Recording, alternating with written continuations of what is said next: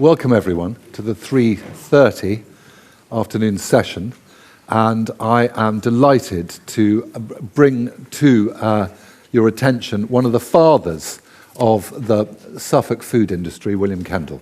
And just before I do, I need to give you a little bit of information about what you've just seen. For those of you who were here before, there was a little 4-minute animated film by Joe Pearl, who's a ceramic sculptor and filmmaker from the locality. And the film invites us to celebrate the overwhelming richness of life beneath our feet by zooming into the colourful cast of characters that inhabit our soul. And if you want to see it again, it'll be shown during the interview. So, here we are.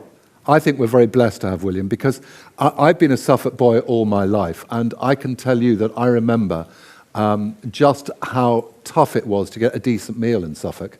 I can remember the excitement of the Tesco 24-hour opening at the Ipswich roundabout, where you could buy fresh herbs on your way up to Suffolk, because you couldn't get fresh herbs in, well, certainly the part of Suffolk that I inhabited.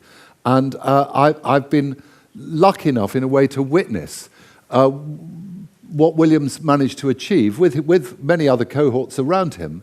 But I feel that William has been the inspiration from the start. So before we go into your incredible career, were you a foodie to begin with? Were your parents foodies? Where did it all begin?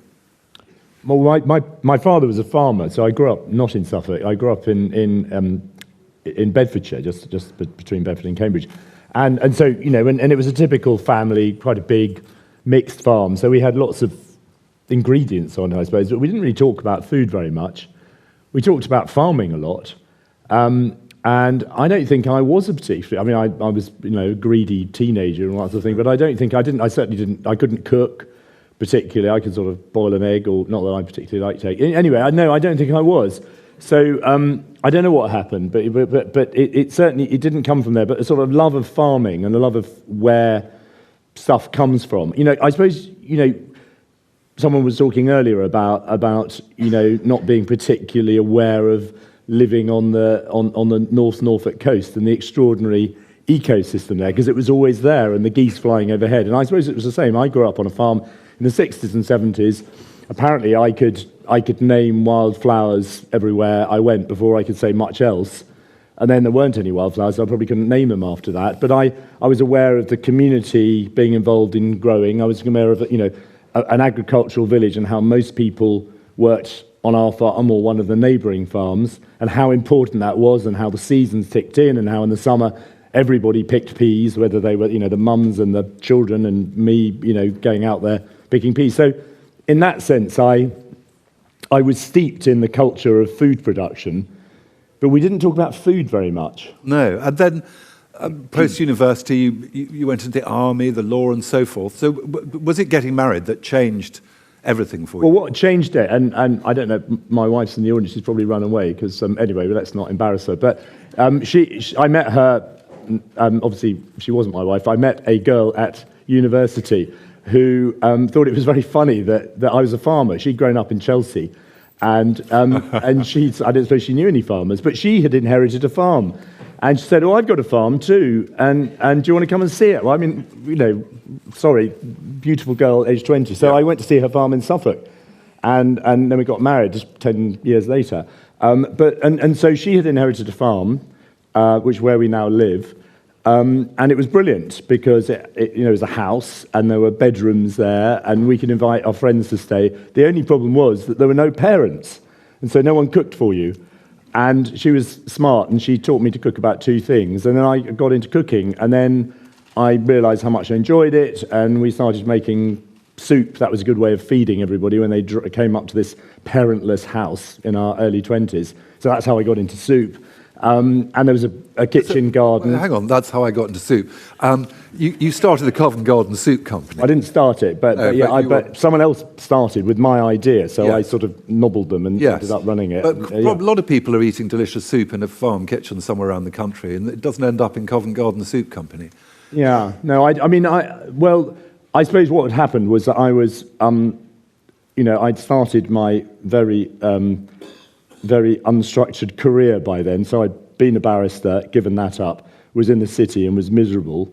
And I was making soup and rather enjoying it. And one or two of my nicer friends said, "Why don't you do this for a living?" And then someone sent me a flattened carton of carrot and coriander, which they'd found in their local shop, which had just started, and saying, "Loser, this is what happens when you dither."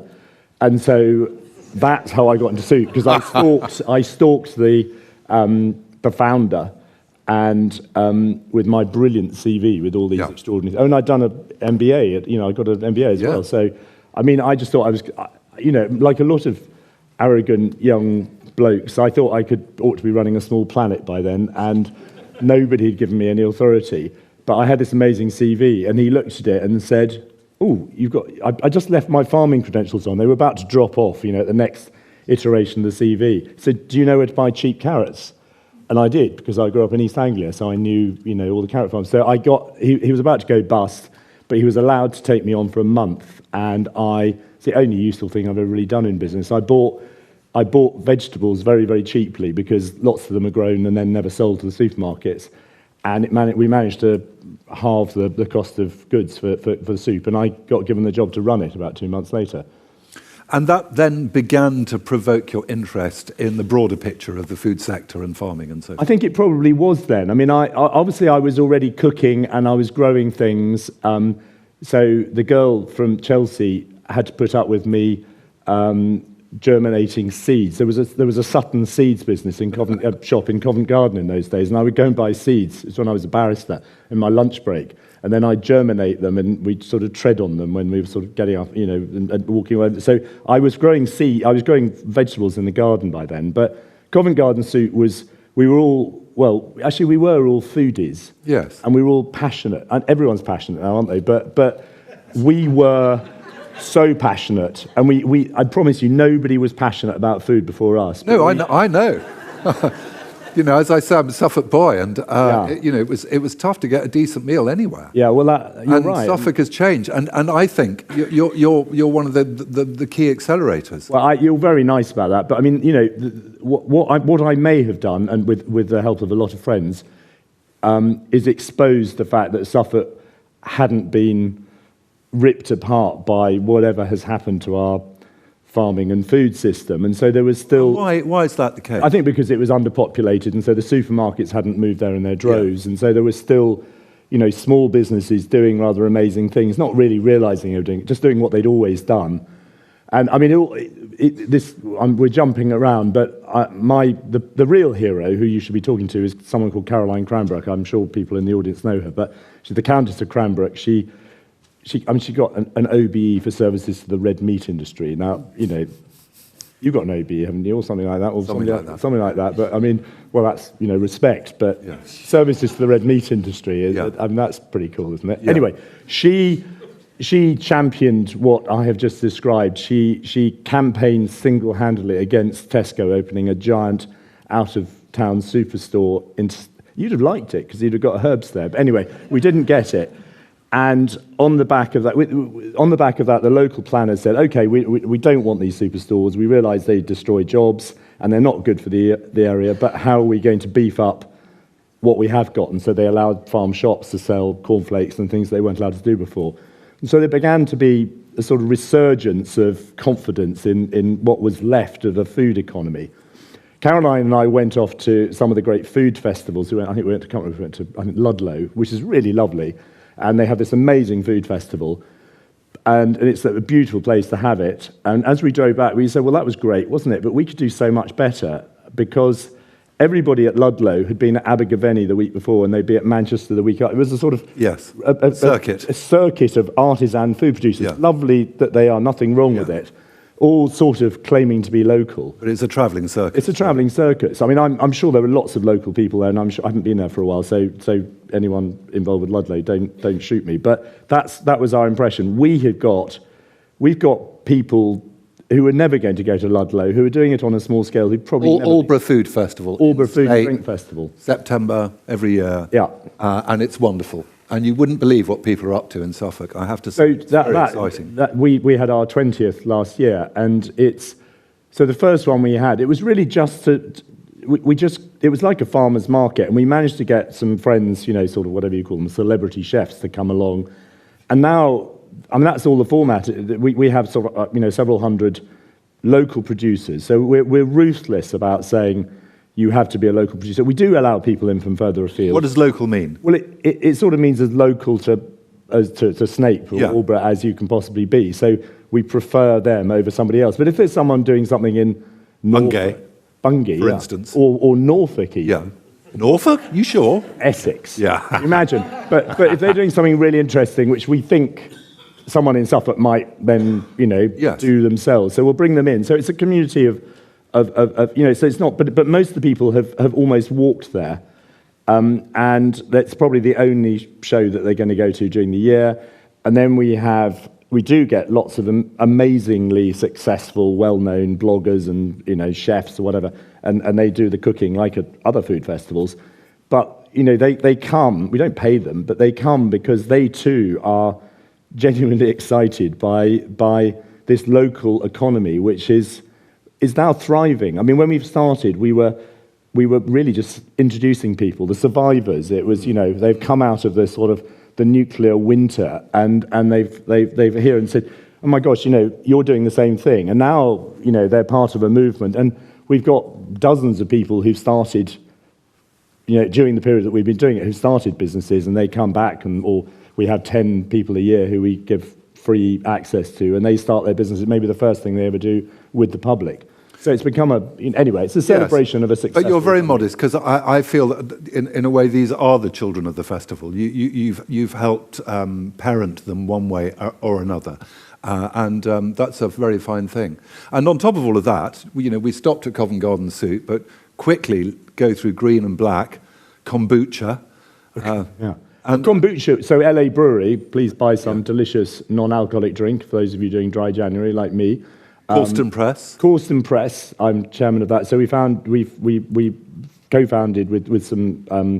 It's always with other people. So I mean, I'm feeling very flattered and embarrassed because I work in great teams. So Green and Blacks followed Covent Garden Soup. Quite a lot of us from Covent Garden Soup thought, what are we going to do next? And we found this ailing, tiny organic business which was called Whole Earth Foods, and Green and Blacks was a little part of it, and we took it on. It was struggling, and we turned it round, and I suppose our timing was good. Everyone was more people were interested in the organic movement, so that was a great one. And then Corsten Press, which is as some of you may know, is a premium soft drinks business, and it's making drinks that are healthier than most of the soft drinks that we get offered today. Very tasty too. Very tasty. Yeah. And then LA Brewery, which is the latest one and still struggling because it's not breaking even yet. But that is a child of the Food and Drink Festival. I mean, Louise, who is the Louise of LA Brewery, LA,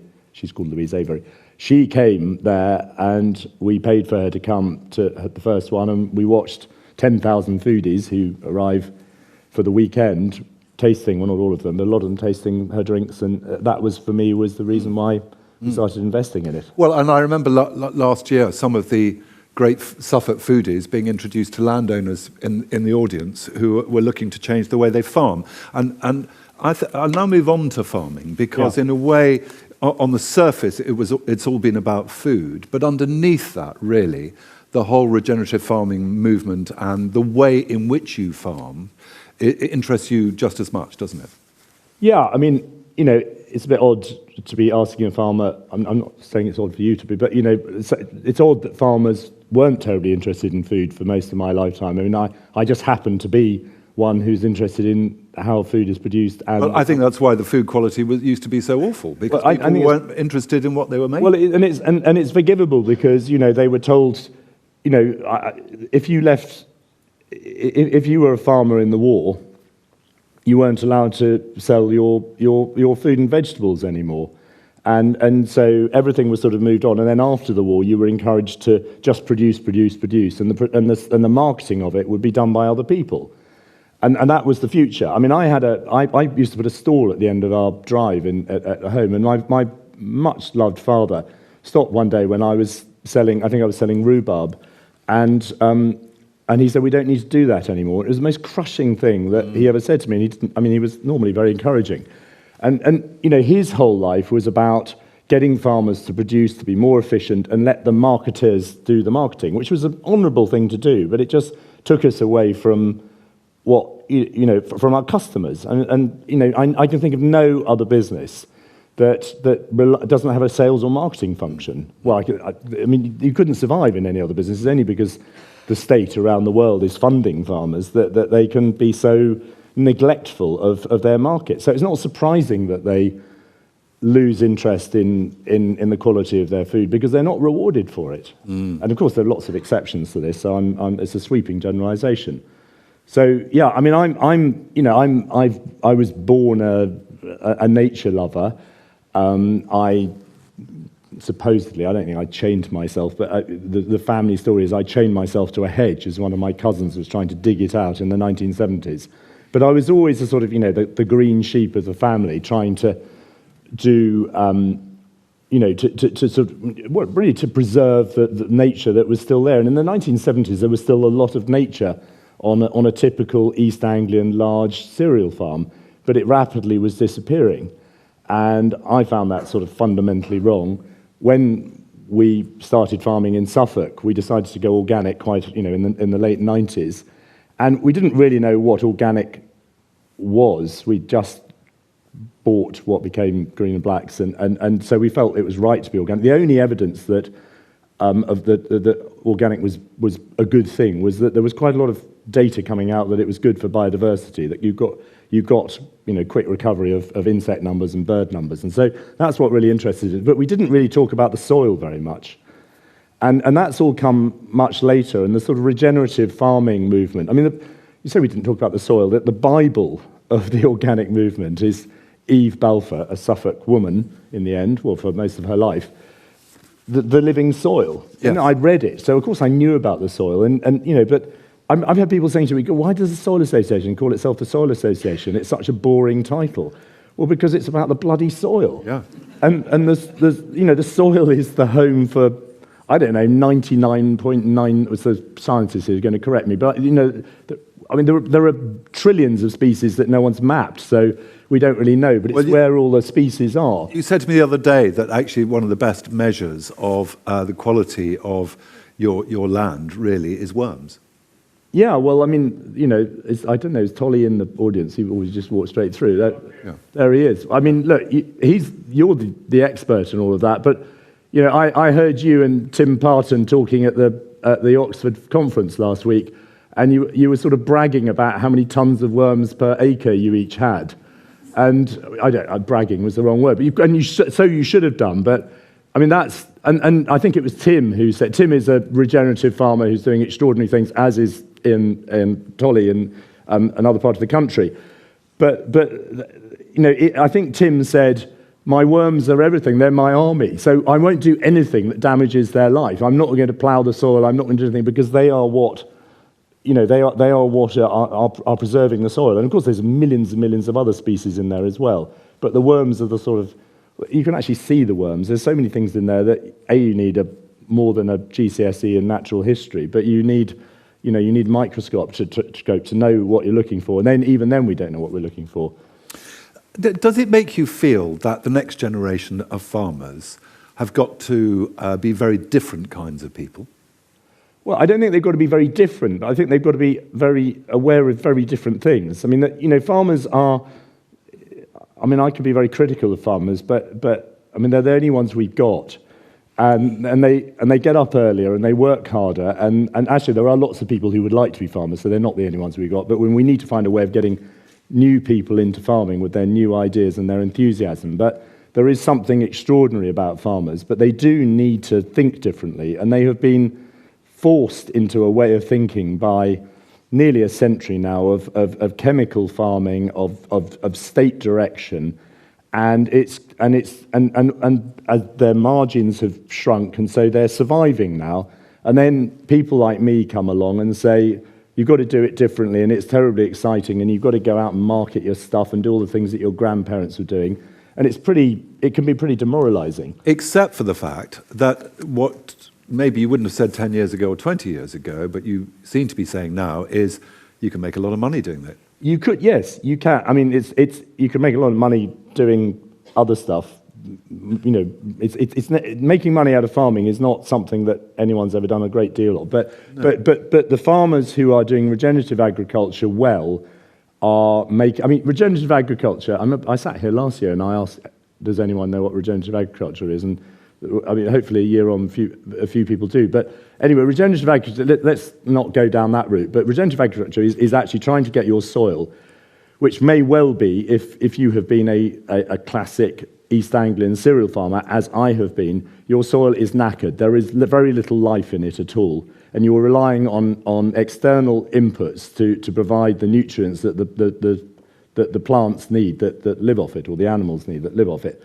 So you're trying to regenerate the soil. You're trying to get the soil to do what the soil is meant to do, which is, it is a living ecosystem. It's not just a load of dirt. It's all these trillions of species interacting, providing nutrients, which then feed anything that grows off it. So that's what we are trying to do.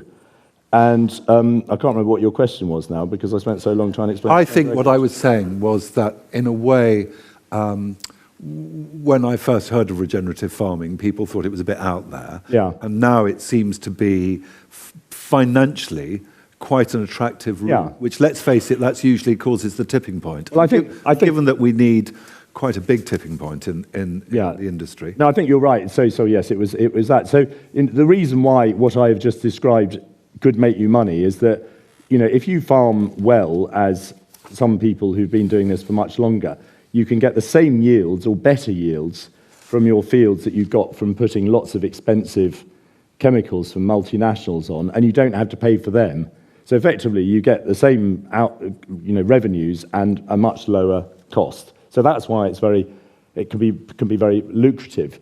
The downside is it's much harder, which should be very exciting for lots of people. But if you've been doing this for lots of generations, or if your definition of farming is going away shooting and skiing and buying a new Range Rover every 2 years, then hearing that something's going to be 5 times harder is probably not great news. But most farmers are more motivated by more than that.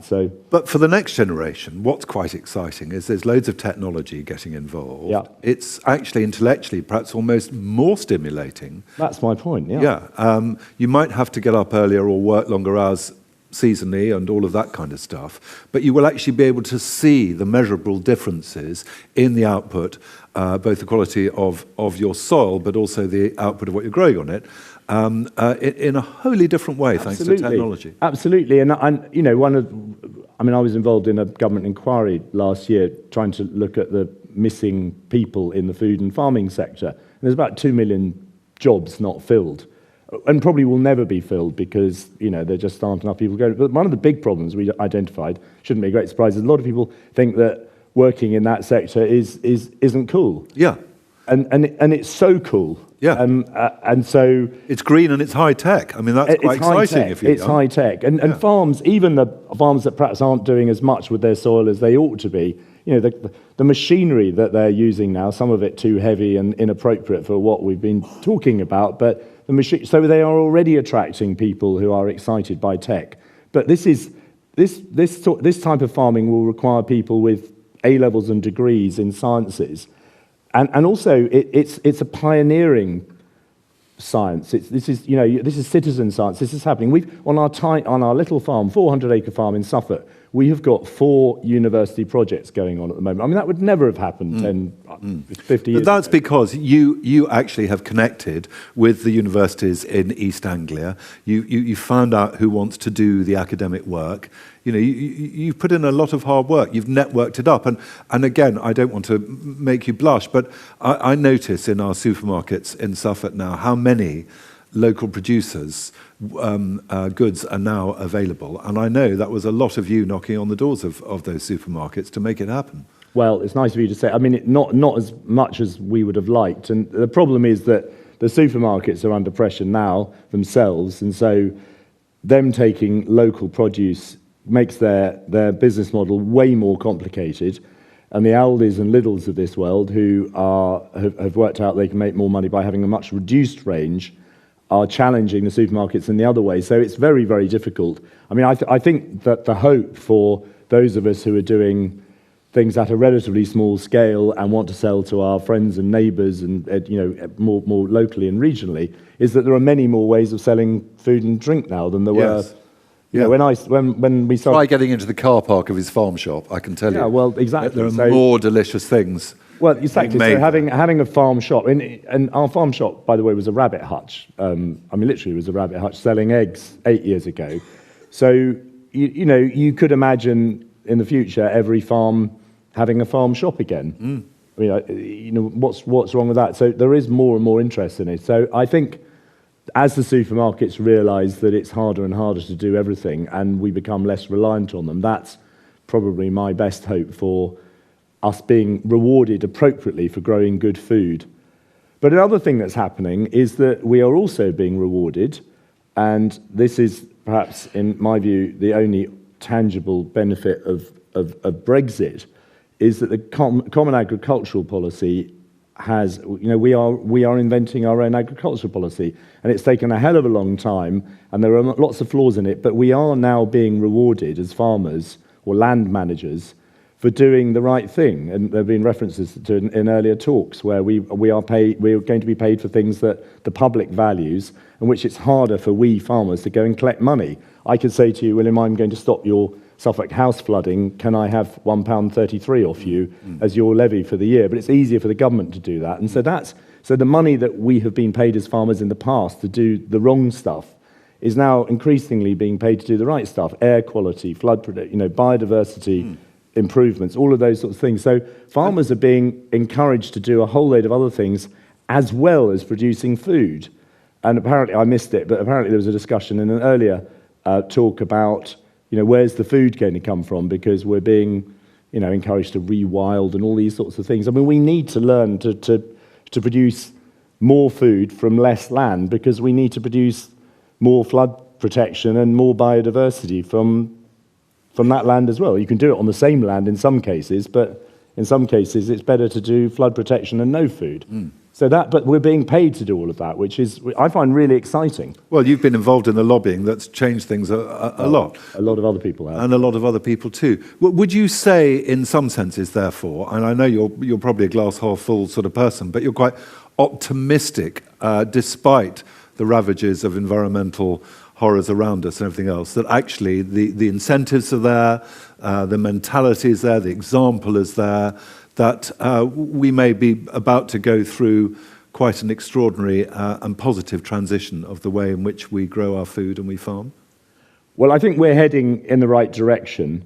I think some of the payments that are being offered, some of them are probably wrong, but that's fine. We can we can make mistakes and reform them. But certainly looking at my own experience, and there will be other farmers here, we are being incentivized to do different things, which I think are much better than were being done before. And for those of us who've been farming in a way that I think was better for the environment and better for the public anyway, we are being extra rewarded for that. So I think it will move more people in the direction that I think we need to go. So yes, I am encouraged enormously by that, even though I suspect that there will be, whenever there are incentives put in place, there are some bad outcomes. And so, but you shouldn't shoot the whole thing down because of that. So yes, I'm optimistic. I'm also optimistic, and there's a talk tomorrow. Alistair is going to talk about the future of food, which is an area I'm very involved in, and we haven't got time to talk about that. But I'm involved in investing in what some people find quite scary, like vertical farming and insect farming, or whatever. So we're going to have to use new technologies to produce more food off less land using clever technologies, and I'm excited. We can. It's early days, and there are going to be lots of setbacks, as there always are with challenger technologies and disruptive technologies. But there's enough going on there that's working to make me think this is really, really exciting. Yeah. Unfortunately, because we have so little time, I can't really ask William about the many other things in his life. He was the rock correspondent of Country Life, which I have to say, I think is quite a feather in his cap. He was High Sheriff, all sorts of other wonderful things. But maybe you can, because we've got 10 minutes of question time now. So let's see. Somebody out there is with a microphone? Yeah. Over there. Well, let's start with the gentleman right there. Thank you very much, both of you. William, you've not talked about wine, and I know it's dry January, but have you thought about growing some organic vines on your farm, or have you looked at or identified wine businesses that you're interested in investing in the future? I mean, we haven't, and we might have sort of talked about it. I mean, we're growing lots of other things, and I'm quite happy to let others grow wine. It's a sort of, I mean, obviously English sparkling wine has really taken off, and I've got enough friends doing it that it's becoming rather expensive. I mean, having to support their ventures, but Habits. But I mean, there's probably a bit too much wine being produced, I think. I do think that more and more people are drinking less, and so that's why I've invested in a non-alcoholic business. But I mean, it's what I suppose what's exciting is that people are beginning to feel that they can spread their wings again and come up with new ventures. Whatever it is. I mean, we've got a market garden on the farm. We're doing delicious eggs. We grow cereals still, but we grow heritage grains. So we grow grains that produce lower yields because they were never bred to produce high yields, but we can sell them because we think their nutrient quality and their taste quality is high. So we can sell them to craft bakers in a way. So I think the fact that we're all doing different things is really exciting, and that will include local wine producers. Gentleman there. Thank you. I was just wondering, when you were saying about reducing chemical usage on farms, is there a potential risk that, given the commercial situation we have in the world, whereby there'll be heavy lobbying from the chemical companies against that? Well, I mean, I suppose I certainly the power of the agricultural supply chain, the lobbying power is enormous, particularly once you cross the Atlantic. So I suppose there's always that risk. We're already there. I mean, that's what's been happening. And those of you who were attending the Murky Waters talk earlier will hear what agriculture has done for the quality of our water. So it's already happening. I mean, I think what we've been talking about is there is another way, and it's not another way that can only be followed by people with open-toed sandals who want to hug trees. It's actually a commercially viable way. These chemicals are very expensive, and they're not necessary. They become necessary because we and the land that we put them on have become addicted to them. So every year you have to put a bit more on, and the market. I'm not saying there's any evil James Bond figure stroking a cat in a hollowed-out mountain somewhere, but the market has ensured that those chemicals are priced at exactly the right level to make sure that farmers don't make any money. They make zero. The profitability of UK farming in a normal year is zero, arable farming, and it's made up by you and us, the taxpayer.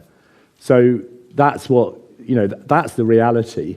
And if you can find a way of getting off the drugs and still produce something like the same yield, or get people to pay a bit more for what you're producing, then you start making money. To me, that's the compelling story.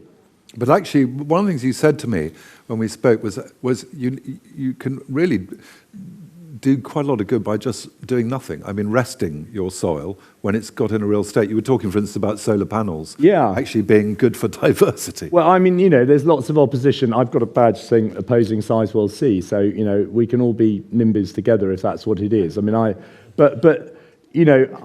very sympathetic to people who don't want 2,000 acres of solar panels surrounding their beautiful countryside, but we do use energy and they do work. And, so maybe large but smaller farms which are appropriately sited, there's no doubt that putting a solar panel field where wheat is grown in most places anyway at the moment makes much more sense ecologically. And, the land is knackered. The wheat, we do not need all this wheat. Somebody said again in one of the talks earlier that we don't need all of this wheat.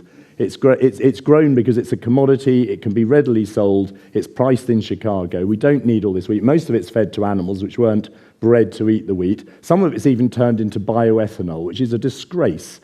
And so we don't need all this wheat. The only reason, the wheat is there fixing the sun's energy through photosynthesis, and the solar panels do a much better job, and underneath it, the soil is resting, you can actually have a really interesting, nature recovery program going on underneath it. So, before you sign a petition in your village opposing every solar farm, just ask a few questions is all I'd say. But there are some are better than others. Controversial there. Yeah. Yeah, I'm very... That shut everyone up. Yeah. Gentleman over there. Do you get involved in educational projects, bringing children out from schools to learn about stuff on the land?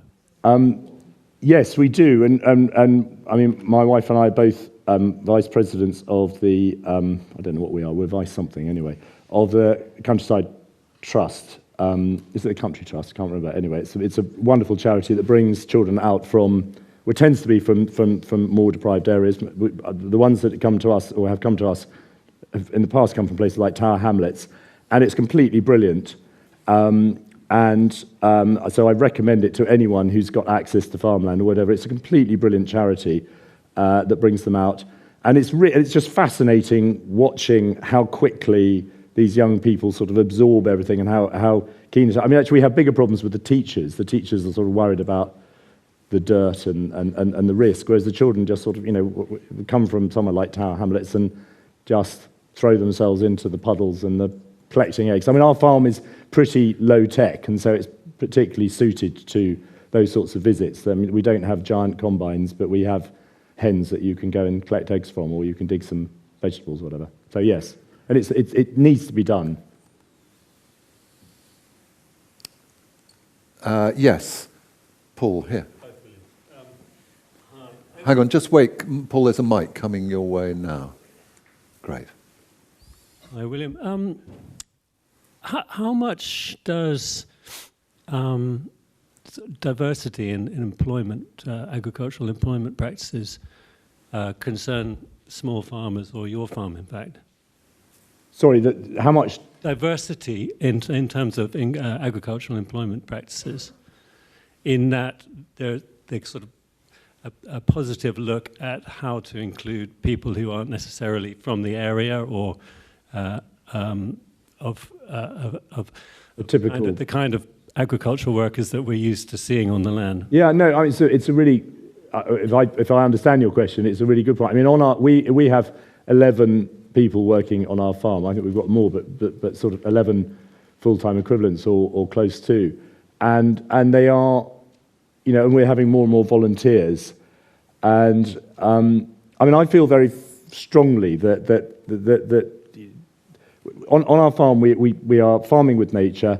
We're leaving space for nature. We're producing food for our friends and neighbours. And the fourth thing is creating good jobs in the countryside. And I feel that that's the bit that agriculture had forgotten.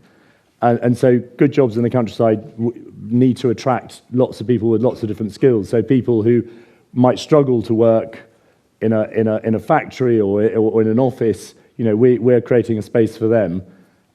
We have, I don't know what the gender balance is on the farm, but I'd say it's probably not typical of a normal farm. Well, it's definitely not. And we have lots of visitors. We have volunteer visitors. We have people coming over. So for us, the diversity is part of the culture of agriculture. But I'm not sure how typical that is. That said, we have been reliant, and the reason why there's 2 million people missing from the workforce is we've been reliant on people from all over the world to do our farming and food production. But that really intrigues me, because I remember interviewing a lady who had written a book called The Well-Gardened Mind. Oh, yeah. Sue Stuart-Smith. Yeah. And in it, after the First World War, the British government started a programme to turn 2 million people into gardeners, 2 million men who had got, Shell shock. Shell shock, that's the word. And it was just transformational. And you sit there and we think we've got a mental health crisis in Britain and we need 2 million people on the land. Maybe a new government might start thinking about that. No, but it's absolutely right. And we do, there's no doubt people who come to the farm and work there. We have got volunteers who come in, who maybe they work 4 days a week and they do 1 day a week for their sanity. I don't know. Yes. But we all, anyone who's got a garden, who's got a window box or whatever, knows how therapeutic it can be. Yes. And so I think that is one of the things that farming was for. But in a way, we need to reframe the narrative, don't we? the whole narrative, not just how we do it and why we're doing it and what for, but also to help other people get involved in it again. Yeah, absolutely. But we sort of lost our way, and I think things are turning. It says wrap up here, so I'm very aware of that. But